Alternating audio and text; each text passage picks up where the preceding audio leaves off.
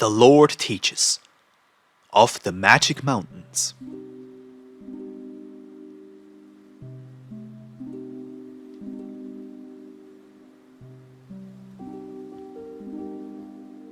Even today, the peculiar names of the mountains, if not much else, testify to the fact that, in times past, clairvoyant people dwelled upon the mountains, individuals who were in contact with the spirits.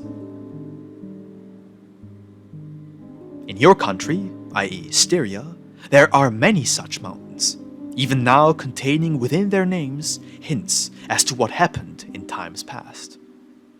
In Carinthia, in Tyrol, in Switzerland, in Savoy, upon the mountains of Germany, and everywhere else with the presence of mountains, there are those whose names openly reveal what once took place upon them. Even your Schöckel is such a mountain, for it had received its name from a word of an old vernacular, the word Schögeln to be precise, roughly meaning to make weather. However, Schögler was also used to describe someone who could perform some of the arts of nature, practices like today's sleight of hand. Even individuals dancing on rope or otherwise performing mighty leaps were called Schögler. This word, Schögeln, is an ancient Asian word, after which the magicians there are named as well, such as jugglers or yogels. In the German language, even today there is a common word, though admittedly somewhat obsolete, which derives from this old term, namely the word Schock, a large number, around 60.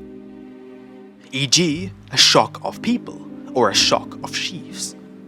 Certain groups of people were called a shock because they were usually thought to include an individual who knew a little more than the others, one who therefore was certainly a Schögler, and as such the crowd received the shock description from him. Those who dwelled upon the mountains were also usually seen in groups, which is quite natural there, for it would not be advisable for isolated individuals to carry out work for which a single man's strength would not suffice. And even if it did suffice, something might happen to the worker, and there would no one be around to help him. In earlier times, however, if the inhabitants of the valley spied such a small group of people upon a mountain, and by chance a small cloud above the peaks, they immediately believed those upon the mountain to be practicing magic, certainly responsible for making weather. Upon this Schöckel of yours, this is exactly what transpired in times past, and still does to this day, except for the weather making. This mountain was inhabited far earlier than the valleys, and its first name was Freitauer. But in later times, when the valleys began to be inhabited by more effeminate peoples, those valley dwellers soon began to suspect the mountain dwellers of being sorcerers, and the name Freitauer was soon changed into Schöckel, or Zauberberg, Magic Mountain. There was a time, hardly even 100 years ago, when this mountain was so notorious that no honest Christian ever dared to climb its uppermost peak. For all who were to any degree of a Catholic Christian mind were warned most emphatically of the Schöckel witch. For this reason, its loftiest summit was deforested in order to deprive the Schöckel witch of her cover, so she could no longer hide from the consecrated powder she was shot at with from all sides. The weather hole can be seen to this day, but the fact that no weather was ever conjured there, and that no witch ever inhabited the Schöckel, hardly needs to be elaborated to you in any more detail. However, you may assume without a shadow of a doubt that, in earlier times, this mountain was, and still is today, inhabited by many so-called mountain spirits, with whom the old inhabitants of this mountain frequently had natural dealings, and were therefore much wiser than the valley dwellers. In truth, this mountain was once a volcano, and its apparent weather holes are nothing but craters that have remained open.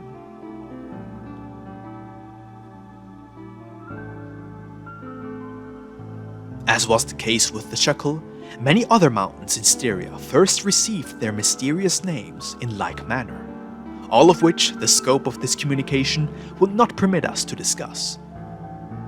Thus, the Raxalpe is of similar origin, for the word Rax is, in a way, apostrophized from Rakel, varmint, rascal, in a sense, a little devil. The tote Weib, dead woman, wears the meaning of its name upon its very sleeves, a most powerful portent of what this mountain once was, namely, a territory of witches. Once a woman was intercepted by them, yet she refused to yield to their will, and so she was turned into a stone. With this transformation, of course, she was dead. In later times, a hermitage was established further down, in which another woman was once found dead as well.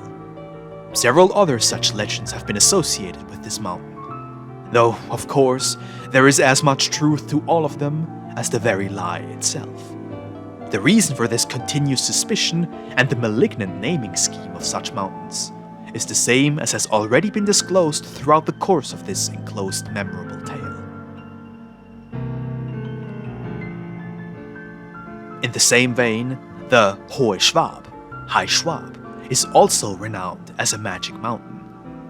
Its name hails from a descendant or emigrant of Swabia, one of the most famed sorcerers to exist in this region.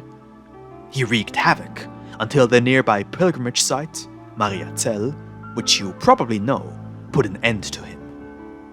In like manner, there is the Teufelsstein, Devil's Stone. And this one requires no further explanation.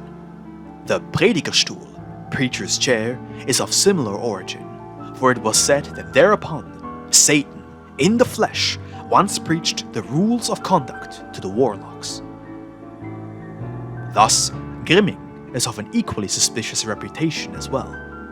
Especially suspicious, however, was the expansive Tragelgebirge, which forms the border between Salzburg, Upper Austria, and Styria. In a way, the Tragelgebirge was an academic institution for sorcerers and wizards from all over Styria, Austria, and Salzburg.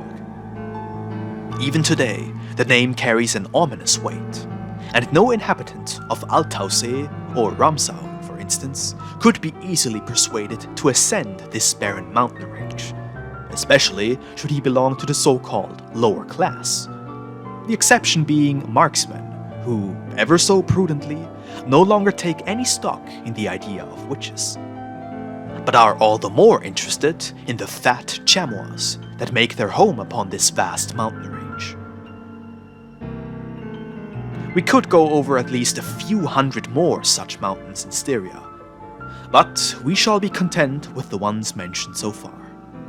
We will follow up with a few more mountains from Carinthia, Tyrol, and even one from Switzerland, in the same manner as was done above, elucidating those that played an extraordinarily mystical role about 120 years ago.